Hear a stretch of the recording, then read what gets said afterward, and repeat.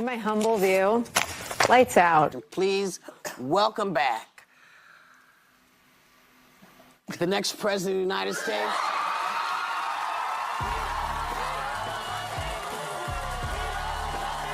I think it's going to be a blowout, actually. I don't think it's going to be a close race. I think there are going to be those Republicans that just vote for Harris. It'll be tied on Election Day, as always it will. The polls will be tied, and then he'll lose. You call us trash? Oh, J.D. Vance, you just effed up in a way that I've never seen in my political life, and I worked for Sarah Palin. Then I would say take Harris over 270 electoral votes. Let these fools in these crypto markets do something. Let them drive the betting line into a favorable place and then take advantage of it. That's what I would do. I think she's going to win. This month, you wrote Trump is toast. Do you stand behind that today? Oh, even more so. I feel the same way that I felt a few weeks ago that Trump is toast.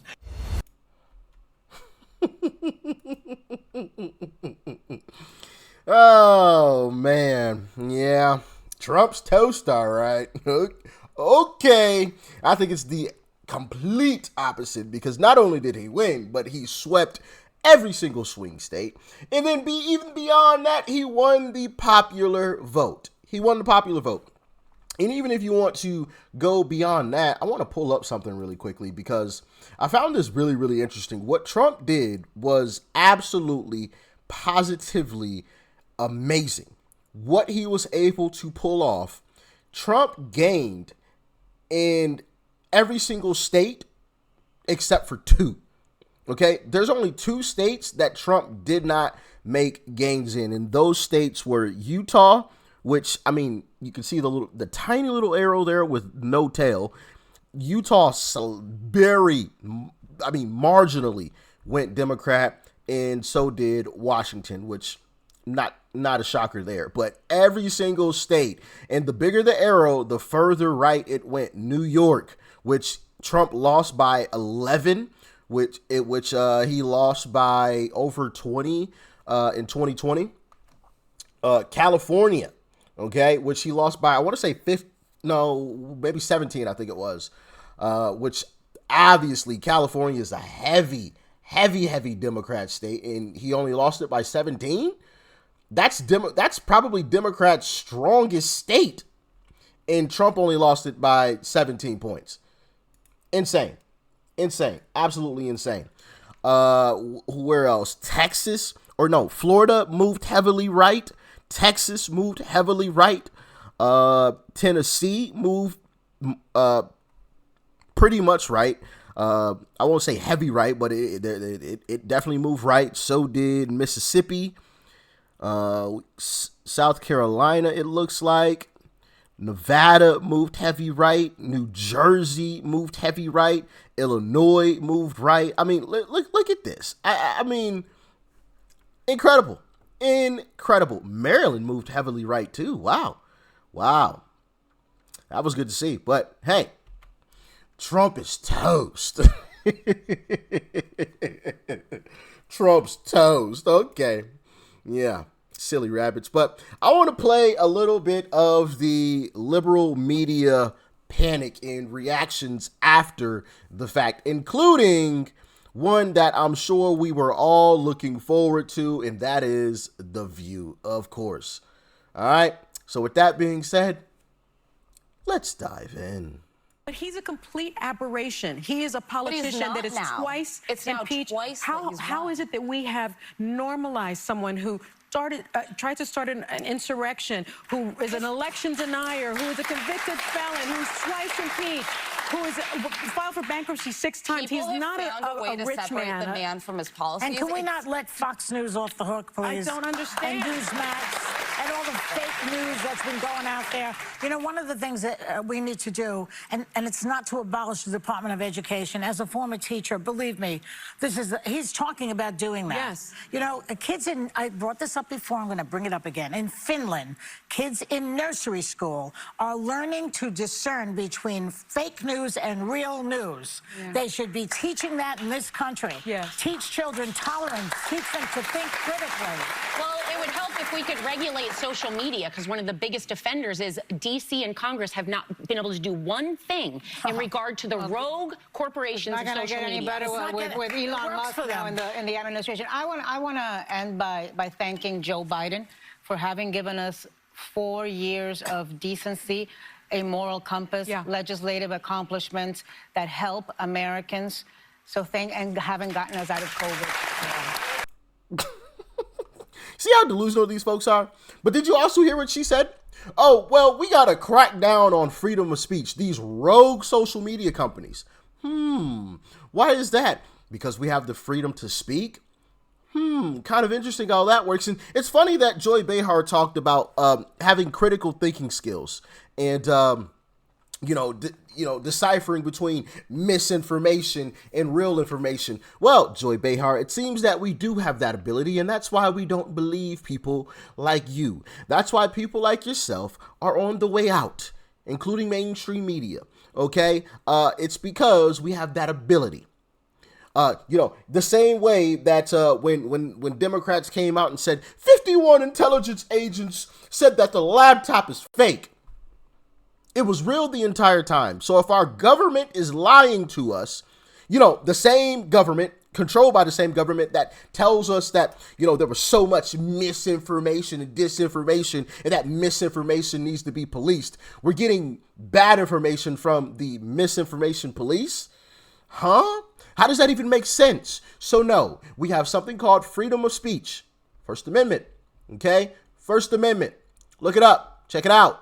You are not going to police us on what we have to say, whether you like it or not. I can say the sky is purple. Doesn't mean you have to believe me, but I have the ability to say that. If you want to believe me, sure, go ahead. But that's on you. Okay? That's on you. All right? These folks, they show their true colors, man. They show their true colors. They are showing their true colors. They're desperate. They have to police speech so that they can spew a bunch of lies and we can't go behind them and correct it. That's why they want to police speech.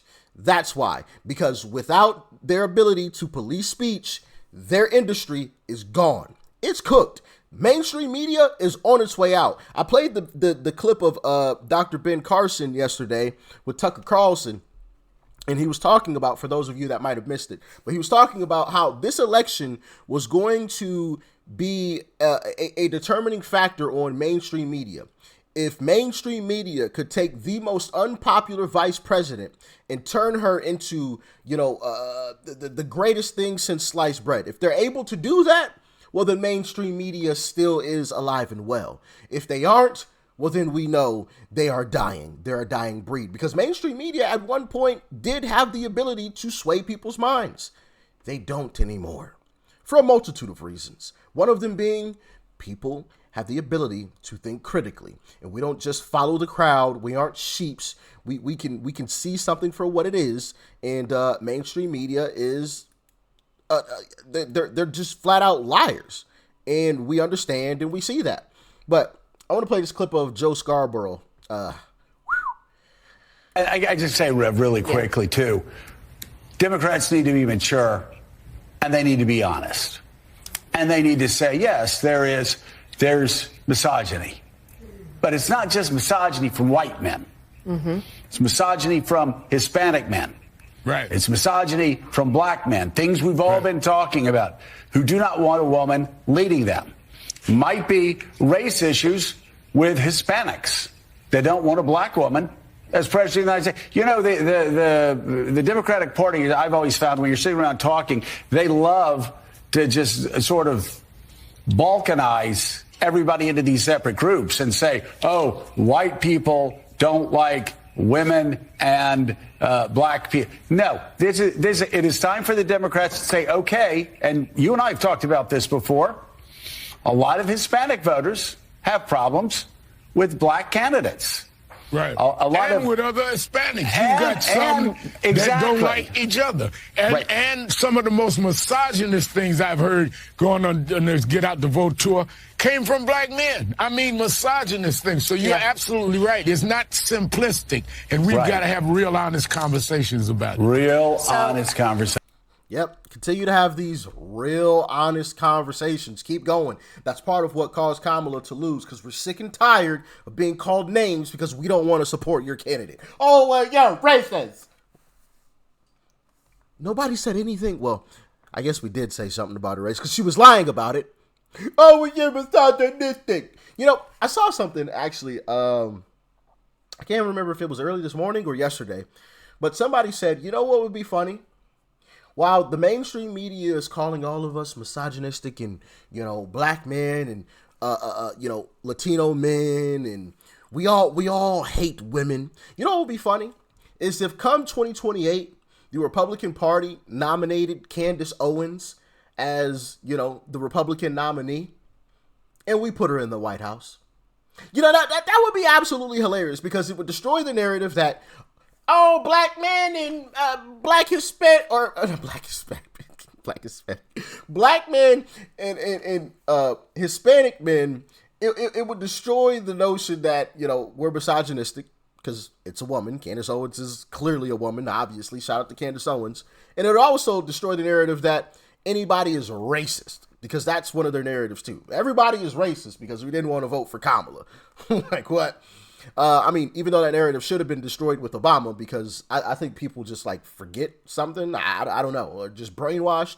But Obama was president, not once, but twice. He termed out. So that whole narrative should have been out the window anyway. But I do think it would be a little funny if that were to happen. And I think Candace Owens would do a fantastic job as president. It'd be really funny to watch her in that White House while the media is going after her, and she lashes back with the facts. Oh, man, that would be good to see. That would be must-see TV right there. I would love it. I would absolutely love it. And I would support somebody like Candace Owens. Candace Owens could actually run the show. I fully believe in that. Not somebody like Kamala, though. Here's some more reactions, though. Shout out to the Daily Caller as well, because that's where this clip came from. This is the biggest red wave I've seen since Ronald Reagan's 49-state victory. There were appeals to racism in this campaign, and there is racial bias in this country, and there is sexism in this country. I can't help but wonder if the American people have given up on democracy.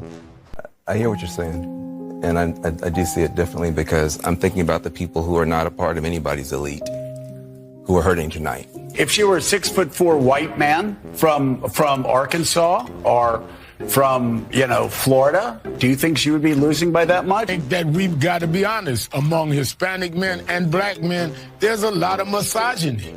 There are African-American women who know a little bit about being talked down to, and know a little bit about having their economic dreams crushed, who try to dream a big dream over the past couple of months. It's not enough to get enough white women to vote for Vice President Harris, a fellow woman. This will be the second opportunity that white women in this country have to change the way that they interact with the patriarchy. There's misogyny, but it's not just misogyny from white men. Mm-hmm. It's misogyny from Hispanic men.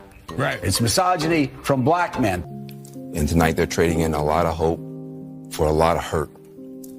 And they were hoping that maybe this time,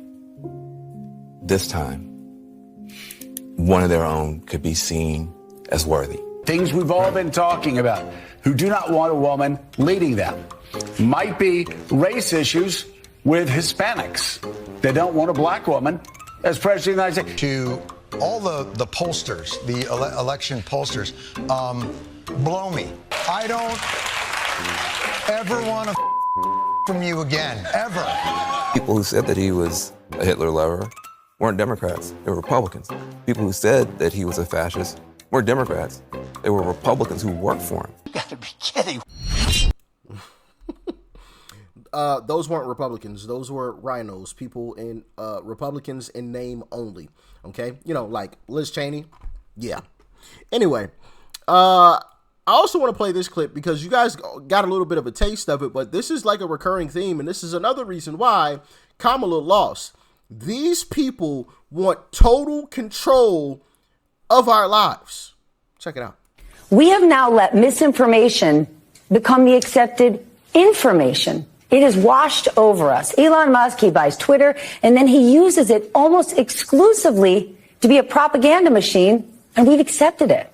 We've accepted a narrative that despite an actually great economic recovery, the vibes don't feel good. So we want to reject it and get something else. And the person we are now betting on to change all of it is Donald Trump, a man who did two almost impossible things. He won the American presidency twice, and he drove a casino into the ground. What will the future hold now that America has just decided that we're going to F around and find out? The future holds more money in our pockets. The future holds less wars. The future holds America first. That's what the future holds. And, you know, and I took down a note here because I wanted to touch on it. She talked about vibes about the economy. No, these aren't vibes. And yes, I know you're rich and wealthy. You get paid millions of dollars to sit in your nice cushiony chair on national television and spew your BS, which I'm going to get into that here in a second. So when the price of eggs or milk goes up, you don't feel it. I saw a clip of Joe Scarborough. He doesn't even know what the price of groceries is. That was absolutely embarrassing. But it's not shocking, right? These people are very, very well off. They don't care. Doesn't matter to them. Doesn't matter at all. Doesn't matter at all. So when she talks about vibes, no, these aren't vibes. We know how it feels to pull up to the gas pump and to see like these crazy numbers on the little screen. We know how that feels. We know how it feels when we look at our bank account, okay, and money is being depleted at a rapid rate. We know exactly how that feels. We know how it feels when we look at our credit card accounts, right? And we see that the debt is racking up. I know you may not know anything about debt because it's not like you have to go in any type of debt. You get paid millions of dollars, so I'm sure you just pay cash for everything. But we know how that feels. So, you know, that whole stuff is just ridiculous. But then she also talks about, you know, Elon buying X, which Joe Rogan said it best. We owe Elon a beer, dinner, something, right? Elon deserves a major pat on the back because one of the big reasons why we won this election was because of Elon. Because we were able to combat the BS from people like this woman that you just saw on your screen. This woman that says misinformation is being spread all across. We've allowed misinformation to become the new information. Meanwhile, these were the same folks that were telling us that the laptop was fake because 51 intelligence agents said it was. Yeah. And we're just supposed to just sit back and believe these people. BS. Absolute BS. But once again, these folks are desperate and they're letting you know who they are, like who exactly they are. They know that unless they can police free speech, they know that unless that happens, they have no shot. Their lies don't stick. And they found that out with this election. Their lies don't work because they spent this entire election talking about Hitler, Nazi, Trump bad, Trump going to destroy the economy, Trump going to take us into World War III, blah, blah, blah, Trump this, Trump that. Kamala, sunshine and rainbows. Kamala's going to fix the economy. Kamala loves everybody. Kamala black. Kamala this, Kamala that. Vote for Kamala. She's going to be great for you. Vote for Kamala. She's going to put some money in your pocket. Kamala. And it didn't work. It didn't work. And they know it. Right? And one, they know that they're on the way out. And two, they know that, once again, if they don't police free speech, they're cooked. They're done. They're irrelevant. I mean, they already are irrelevant, but the further away that we get from this, the further down the line we get, the more irrelevant they're going to become. Because I saw something. I'm trying to remember where I saw it. As a matter of fact, I think I saw it on X. And this is no disrespect to, older folks, because as I've said before, getting old is a beautiful thing. It's something that, not everybody gets the opportunity to do. We all know someone who will never get to see, the age of 60, the age of 50. I know people who won't see the age of 30. Okay, so don't take this as a slight when I say this, but the only people that really watch mainstream media at this point, from the statistics that I saw, are mainly older folks, and I think it was like 60 plus. So obviously not at the end of their life, but coming to the end. So once those people are gone, mainstream media is cooked. You're done.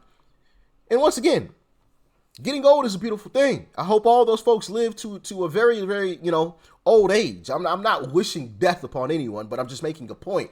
When your base is the base that's closest to the end, you're in trouble. You are in trouble because you're not attracting any younger people to come and watch you. Younger people go to alternative news sources more than mainstream media, and it's their own fault because they sit and spew BS like that. The only person, or one of the only people on left-wing media that has actually been out here telling the truth is Scott Jennings. Bang up job. I mean, this Never Trump whole complex that grew over the last several years, nothing has ever failed as hard in politics as this. The Lincoln Project, all these people that built millions upon millions upon millions of dollars from Democratic donors, and all the eggs that was put in this basket. The split was amazing. Trump got like 94% of Republicans. I don't think they accomplished anything except probably build a bunch of beach houses. That's about what they did. Republicans being lectured to, condescended to, browbeaten by all these folks over the last... I mean, look, at some juncture, it's okay if we have different opinions about the election. You don't have to beat people to death over it, and the more you do that, the more it drives people away. Total failure.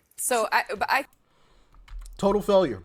And the more that you try to beat us over the head with, oh, that's misinformation, or gave misinformation, Trump Hitler, the more you push us further and further away and people join our side of the political aisle. You saw that. Trump held independents by double digits. He also won new voters. Okay, so the more that they do this, the better off for us. So I hope that they continue. I know leading up to this election, I was saying that, I hope after Trump wins, this ends. But now, honestly, I hope they continue because it's just making themselves more and more irrelevant. And hopefully one day, people like myself will just be the news, right? Amongst others, right? There's other independent, guys and gals who report on stuff. We'll just be the new news. I look at that better than what we have with mainstream media, because what we have with that is just toast. That's just absolute trash. I mean, it's utter trash. It really is. And they're on their way out. They are on their way out, and they know it. And that's why you hear some of the things that come out of their mouths, like, we gotta police free speech. We gotta crack down on these rogue social media companies. If you were winning, you wouldn't be saying that, would you? Just saying. But what do you think? Peace and love. I'm out.